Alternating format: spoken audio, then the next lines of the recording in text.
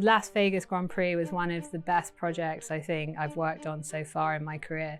It was a deal team that was led by women. This has to go down the strip, this has to be on a Saturday night. Like, if you're gonna do it, do it. Who is Chloe Targett-Adams? Professionally, I'm a global C-suite executive in the sports industry, originally a trained lawyer, and who's been fortunate enough to find herself in the sports industry, and I still wonder how and why did I quite get there. I had this personal battle that I really wanted a child. F1 requires so much from a personal level, and you're always on the road. This is an amazing position to be in professionally, but is it really what I want to do for the rest of my life? Have you seen that change? And you can bring F1 in and you can bring sport, because it has been quite male dominated, or maybe that's an understatement, for years, and that's clearly changing it, and you're at the heart of that. We're 50% of the population, the female, huge love of sport, one of the highest kind of consumer spending, and yet it's been so targeted towards a male audience, whether that's kind of male sport, female sport. So just having that opportunity to see this as a kind of true commercial platform.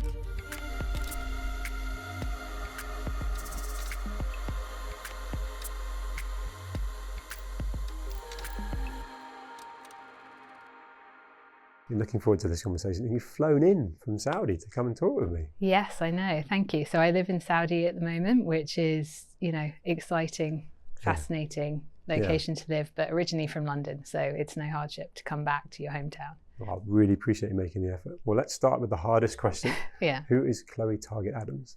Professionally, I'm a global C-suite executive in the sports industry, originally a trained lawyer. But if we go back a few more years, I would say I'm a live event enthusiast, a creative, empathetic soul, and who's been fortunate enough to find herself in the sports industry. And I still wonder how and why did I quite get there. I'm a mum, and yeah, that's who I am in a nutshell. No, thank you.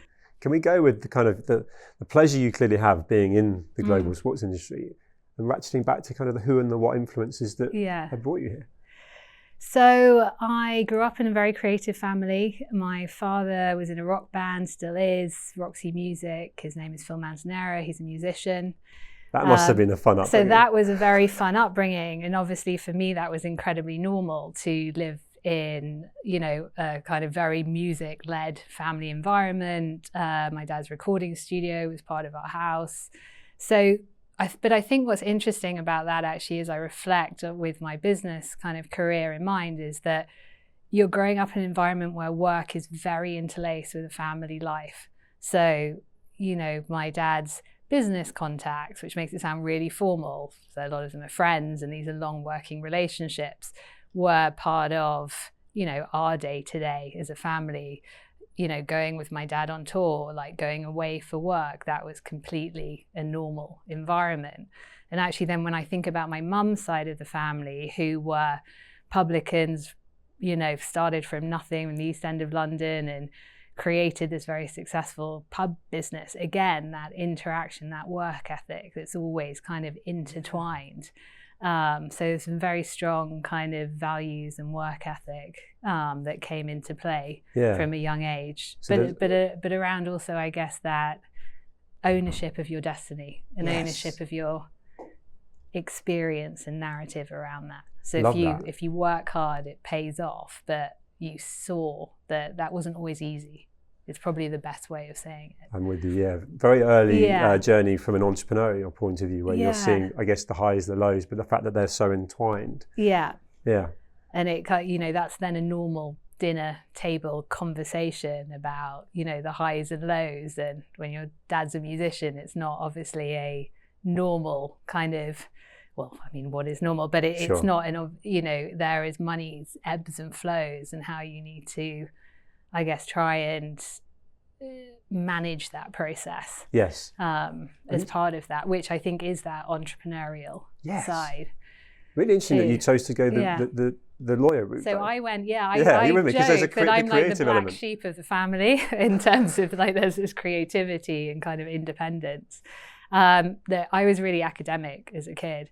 and you go through your schooling and you're a straight A student. And my best friend's dad from growing up was a lawyer, and I think I was like, oh, that sounds quite interesting. I was always into literature and reading, but I did an internship when I was, that GCSE A-level year with a law firm, and someone said to me, oh, you can do a conversion course and study law in a year. And I thought, well, hang on a minute, that makes a lot more sense than doing like 3 years in a subject I don't really know anything about.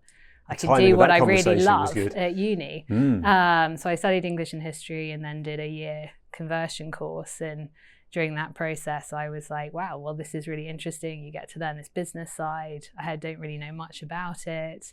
Maybe I'll really enjoy it. And so that's how I decided to become a lawyer. And the live event side of things, I can get your father, the gigs, the concerts. Yeah. But sport, where did sport come in? Yeah, I feel like it was a very happy coincidence that the universe set me on this path. It wasn't... So as a family, we didn't really sit around and watch sport very much. My brother played a lot of sport growing up. I played sport at school. But there's a lot of colleagues who obviously either were ex-sports people or just absolutely phenomenal sports fans. I have a different experience of that. I was in a corporate law firm, had enjoyed my experience there, but knew it wasn't for me.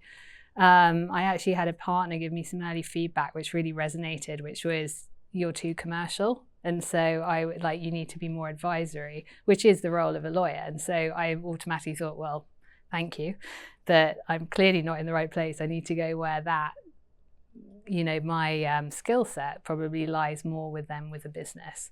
So that was pretty early on. So I was looking around. I always loved TV. I loved movies. So I had this whole path about want to go and work, and interviewed with some, big kind of film companies around in-house legal role. That was pretty clear that's where I wanted to be. And then I saw the ad for a lawyer at Formula One. Someone approached me about it. And I was pretty junior in my career. And I thought, well, this is a global business. There's obviously a media side. I know a bit about Formula One because I grew up in Chertsey. It's very near where McLaren was. There were people at my school whose parents worked at McLaren. So I'd been dipping around it. So I thought, well, hey, that sounds interesting. So I went along for the interview. Bernie came into my interview, which was an experience. But the one thing that I walked away thinking, God, I really want this job, is the general counsel who interviewed me was a woman. And I just felt that was a really interesting leadership angle. And clearly the legal team and her experience were at the heart of the business. And so I just found that really inspiring. One thing led to another and I got the job. So that's how I ended up working in sport. And I think if it hadn't been for that, I probably would have gone and done something really different. And then the more I learned, the more I thought, wow, what an incredible industry to be part of, and what a privilege. I so want to open up the F1 conversation, but I just want to, with the fact that I see you as such a role model, and I said to you before we start filming and talking that I bring my 2 daughters into the conversation as, having people that you can't be what you can't see. And that's very much how I see you now, and the way that people that we seem to both know talk about you in that sort of highest echelon, and again being a role model. Have you seen that change? And you can bring F1 in and you can bring sport, because it has been quite male dominated, or maybe that's an understatement, for years, and that's clearly changing it, and you're at the heart of that. Yeah, and I can't be more excited about it, because I think getting the right people in the room is absolutely critical. And by right, that means, the person that has the view on that has the experience in that is able to offer kind of a really well-rounded process to be able to make the best decision possible for, the business, for that direction to drive growth. So I'm a big believer in the fact that should be a diverse group of people, whether that's male, female, different backgrounds, different ages. So I think when you go into a law firm as a junior level, it's very mixed. When you move up the ranks, it slowly becomes, or at least, at my stage of my career back then, it was a very male dominated. So going into the leadership. So going into F1 as a junior lawyer, it was actually quite interesting as a business because yes, it's a male-dominated industry that has shifted a lot over the last few years, but there were a lot of women in leadership roles.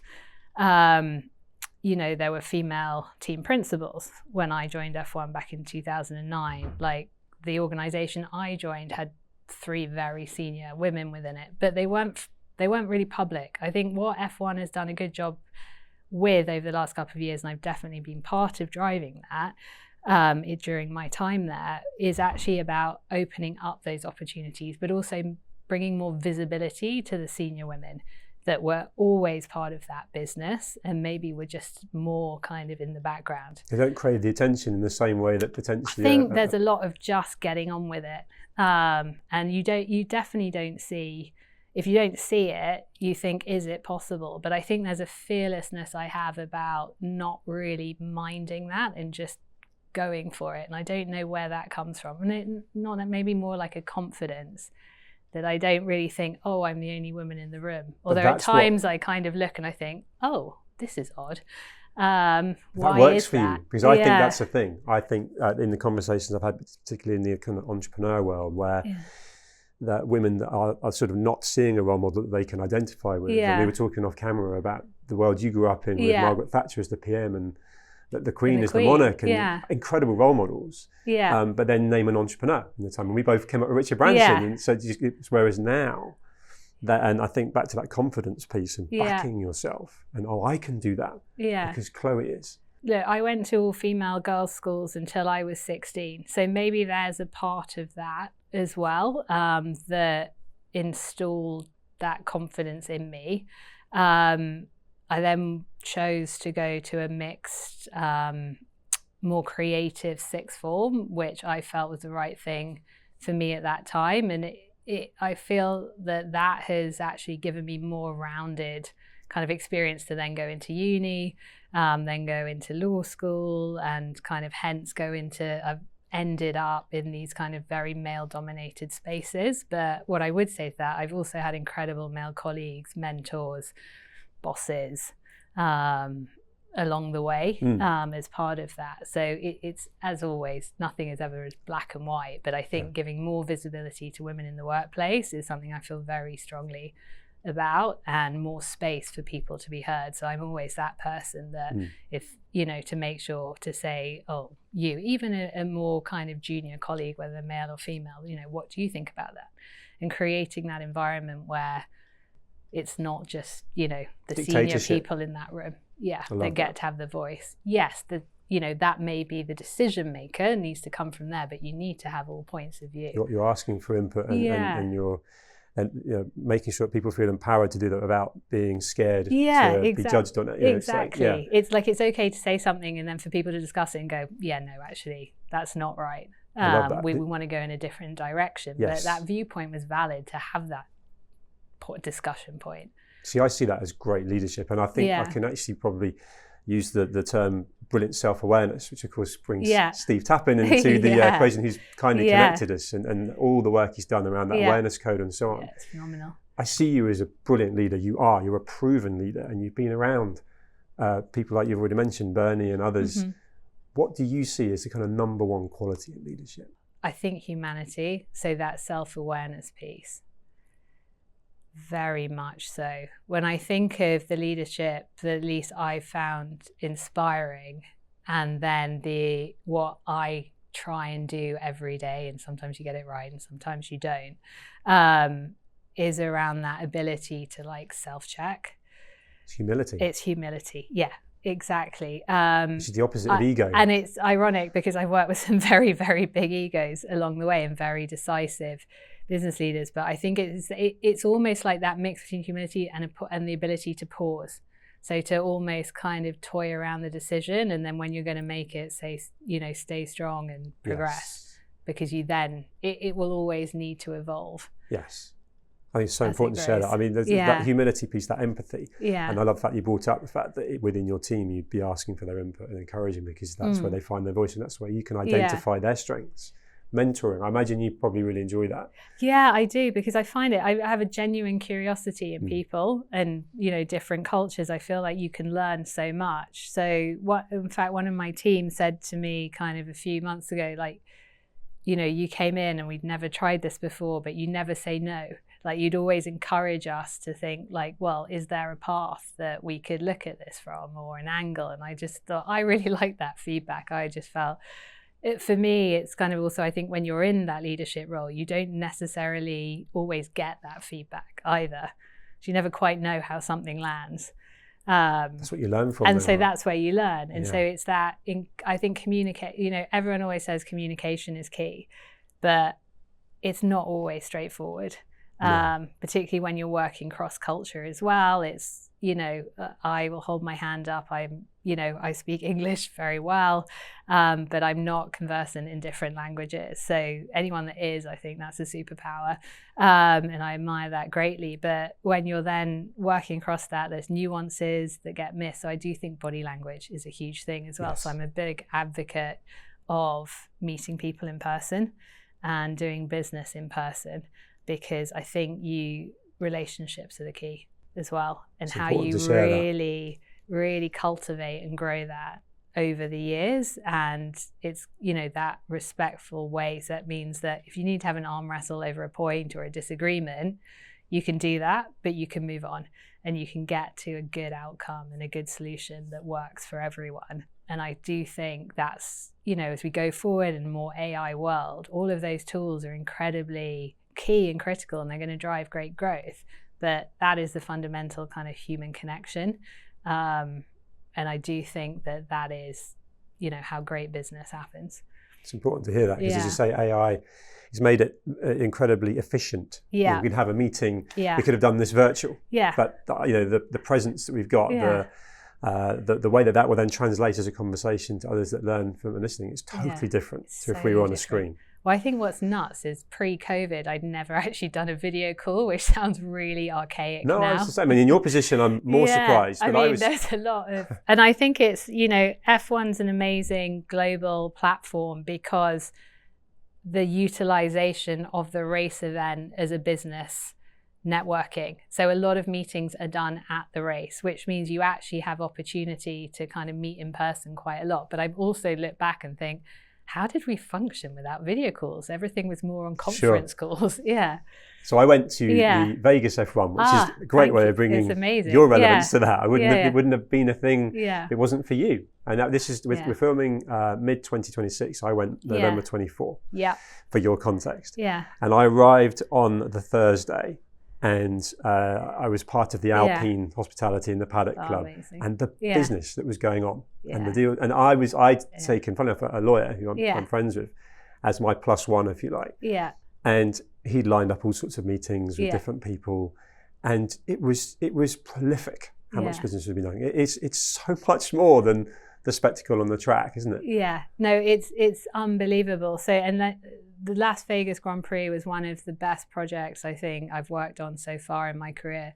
It was a deal team that was led by women, which was incredible. So myself, I was director of race promotion at the time, my colleague in my team, Emily, who's now global CCO of F1 and CEO, and Renee from our investor, Liberty. And it was fascinating because Vegas was itself at the time is obviously now it's a sports kind of center of the universe, but was just kind of coming into that. And so to be able to go and pitch the casinos to the convention authority, right, this is Formula One.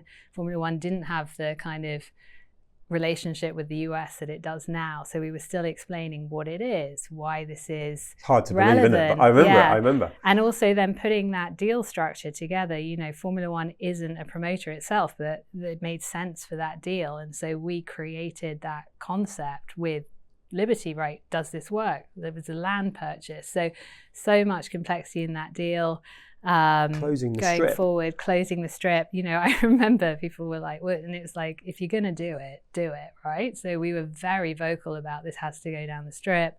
I remember internal in conversations with our CEO, Stefano, this has to be on a Saturday night because that is the night in Vegas. So all of that, and it's amazing to see from kind of my contribution to that and how that team has now taken that forward and grown it.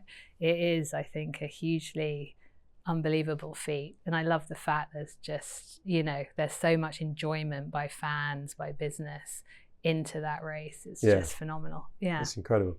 You mentioned Stefano. Yeah. And we mentioned Bernie. I can't skip past that because from that first interview when he came in to then interacting with them, you must have some stories around how you've been doing, making things happen there with both Bernie and with Stefano. Happy to share one.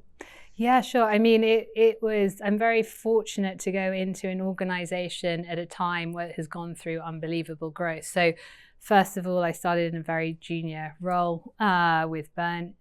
Started working on race promotion side because my colleague went on maternity leave, and it wasn't an organization that was set up to kind of have maternity cover.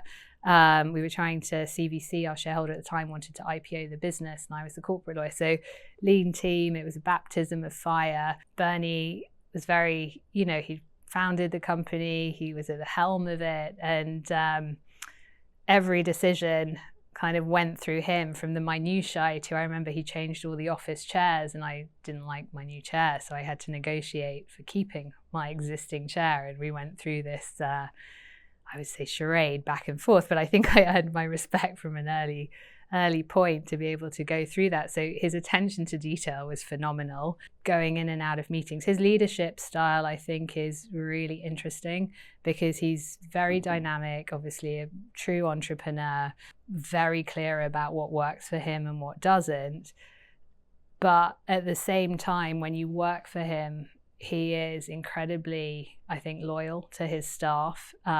He definitely educates and teaches. I mean, it's not easy at times. He's got a brilliant sense of humor.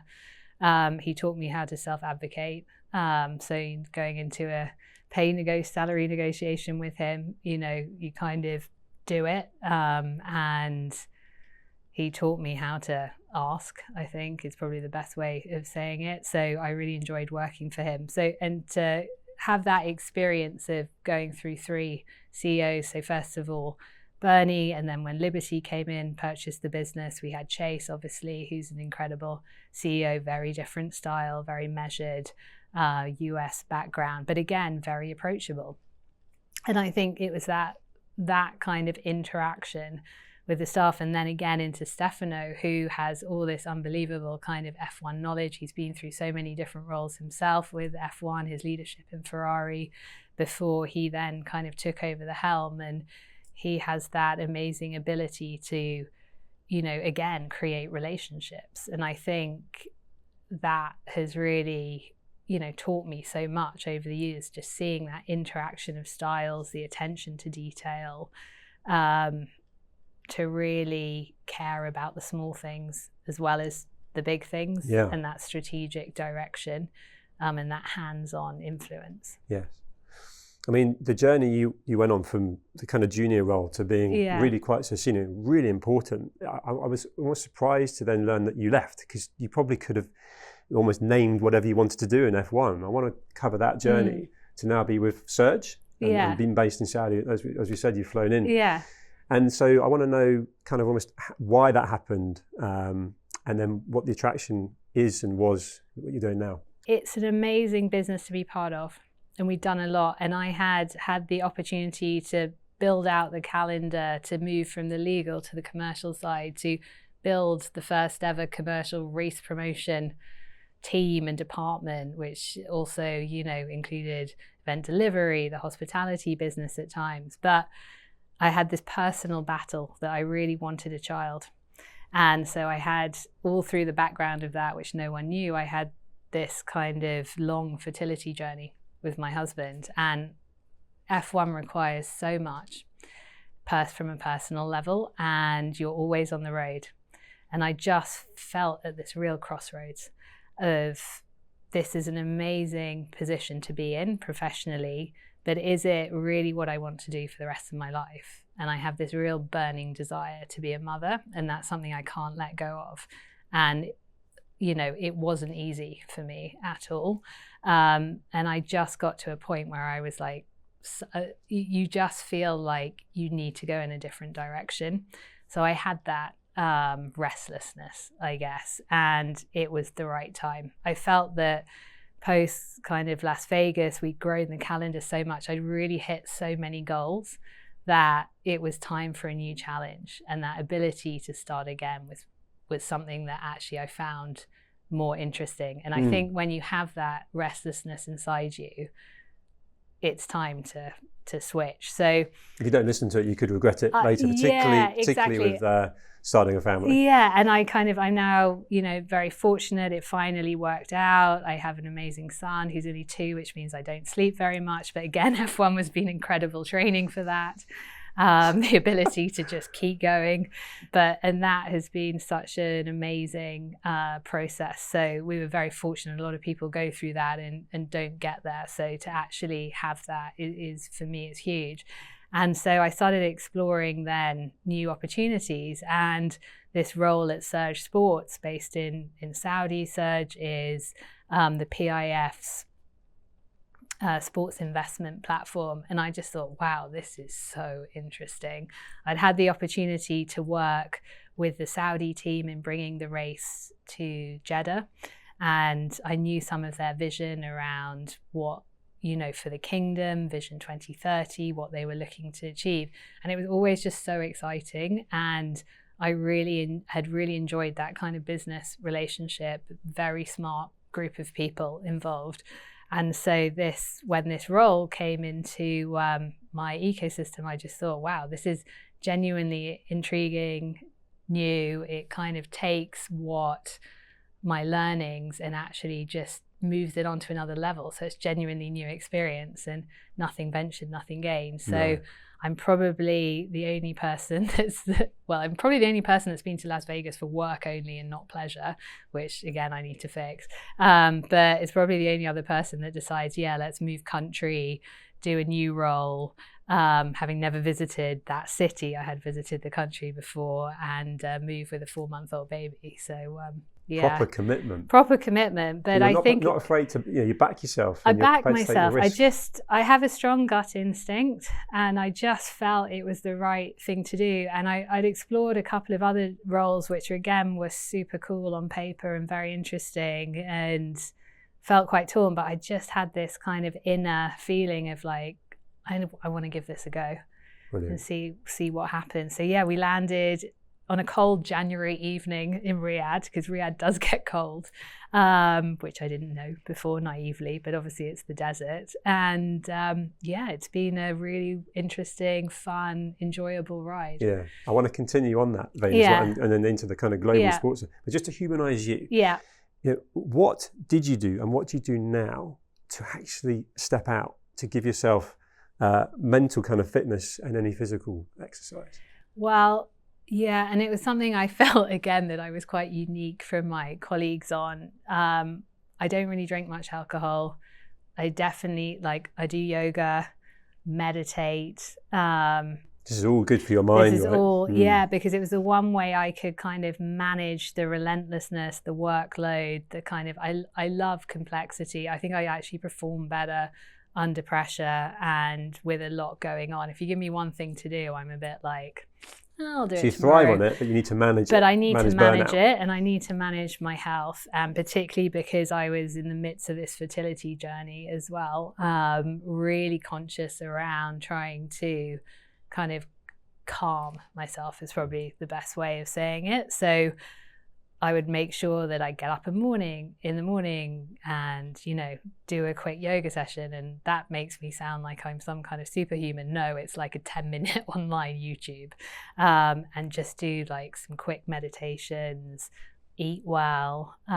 Nutrition is something that I think is key to performance. Sleep. I really believe in sleep as much as you can. And that's something that I was quite committed to and would often debate, shall we say, with some of my former colleagues about why it's important. It's one of my nemesis. I know. So I'm listening to you. Got up at 2 or 3 a.m. because I'm on the other side of the world to join a management meeting or a board call. But that's not, I don't believe in doing that like unnecessarily. That's for really key critical moments. Thank you for sharing that. I think it's that human element, because so many people anyway could be aspirationally wanting to be like you, and then it's that whole like, well, what's she doing, and is it a morning routine that starts at X, and actually it sounds like you're just making the time to fit in the things that you know are good for you. And there's a word I could attribute to you, which is success. You've been very successful and continue to be in what you're doing. Sitting here now, how do you define success? I think it's such a kind of multifaceted word, because my personal definition of success is like shifted. It's not one thing. It's like the expression, like your health is your wealth, right? So for me, success is around really quality time with family and being able to have like control over your time, I think, as well as, and this obviously comes back to having, you know, fundamental basics, but it's not earning like billions of dollars. Like for me, it's around what are those things that actually make you feel good. Fulfillment. Yeah, exactly. Success. So I feel in a place at the moment where, you know, I have a lot of that kind of coming together. I work with incredibly smart, interesting, but fun people, and that creates an element of success because you're all kind of striving together and you feel mentally stimulated and motivated by that. I have time with my son. Okay, it might be from 5 a.m. to 7 a.m. and it's pretty early, but again, that is like a wonderful experience. Time with my husband, time with like family, friends. Yeah, you've got a balance that's working exactly. for you. Yeah. So, I mean, nothing's perfect. I'm making it sound a bit idyllic, but I'd ask you the same. Like, I think probably, do you find that it's shifted over the years? What that means to you? Well, I said the word fulfillment, and I feel that off you. That and we covered that word humility earlier in leadership. You know, you've not thrown numbers at me. You've not chosen to tell me certain things that would be very much more of an egotistical point of view. Yeah. And I think something else that flows nicely from that part of the conversation is someone so prominent in global sport now. It was almost like incredible timing that the Lionesses, the Red Roses, from an England point of view, and then global sport from a women's point of view is becoming so much more embraced and popular, and you get to influence that, and you get to ultimately promote it. And so on. That must be incredibly fulfilling as well. Yeah, I think it's really exciting because it's, you know, we're 50% of the population are female. We're kind of one of the highest kind of consumer spending, and yet huge love of sport across women. And yet it's been so targeted towards a male audience, whether that's kind of male sport, female sport. So just having that opportunity to see this as a kind of true commercial platform and investable proposition, I think is super exciting. We, you know, in my current role, it's something that is really key to what we do is how does this sport kind of create opportunity for both male and females, whether it's, you know, from a talent development opportunity, from a mass participation experience. And, you know, there's some amazing things going on in Saudi to create that environment. Last week I went to the Saudi Women Football Awards, the first one ever. Like, phenomenal, these players, just so skilled. And you think what it has taken for that transformation to be part of. So it's incredibly inspiring, I think, for not only for myself, but for kind of that generation around it and generations to come. You get to influence it. I mean, that's huge progress, right? That would not have been a thing until most recently, right? And I think that's similar, like in many other countries. You know, you think what women have done to really move that program forward, like in the UK, in Europe, in the US, in Australia, in China. So it's such a global phenomenon. So to sit and be part of that conversation in however way that you are at this time in the world, like, what a privilege. It's so interesting. I can tell. Yeah, it's inspiring talking to you. I'm conscious of time. We're nearly out of time, and I could keep going. But I think just to finish on you and this maturity and perspective that you've got and all the things that you're doing and the journey you've been on, what advice would you give a younger Chloe now? Because you're very different people, right? Yeah, we probably, I think there's kind of it's probably about, don't overthink it, and just keep going. I think there's that tenacity of spirit which has run through me, and curiosity and creativity from like a young age. I remember at 12 telling my dad I wanted to run a record company because I thought that's where all the decisions were being made. And he was like, great, you need to be a lawyer or an accountant, which probably fed the legal leadership. Right? Yeah, exactly, or the strategic mindset. So I know that there's some fundamental, I think we all have it, kind of elements of your personality ingrained, and it's which ones take precedence at that time. So I think I'd probably tell my younger self, just keep going and probably try and enjoy it more. It's never as serious as you think it is. And that's what I keep telling myself today. Honestly, as well. I think that's brilliant advice. And imagine so many different conversations I have with multifaceted people, extraordinary people.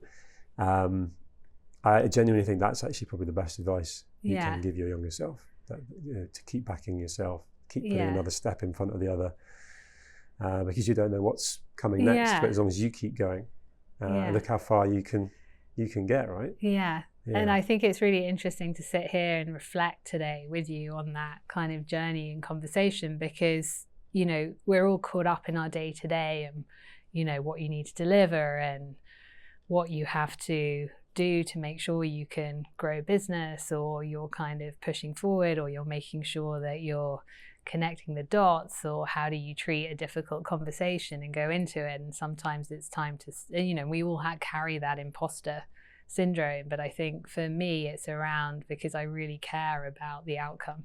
You can tell. And setting the standard and making sure that we get to the right decision. And I don't have to be the one with the loudest voice, but I need to be in the room, and I need to feel that I'm kind of creating change or influencing to a point where we can get instinctively to a place of progression, of moving forward. And I'm more comfortable now with saying, or kind of moving forward with an idea that, say, I'm not completely aligned with, because I can see it's in the best interests of an outcome. Which comes with time and experience and the wisdom to say, okay, let's try it. It is about removing the ego. It's great you shared that. You're so interesting to talk with. It's heartfelt. Thank you for making the travel plans to come. I really appreciate it. It's been fascinating. Thank you so much, Chloe. Thanks, John.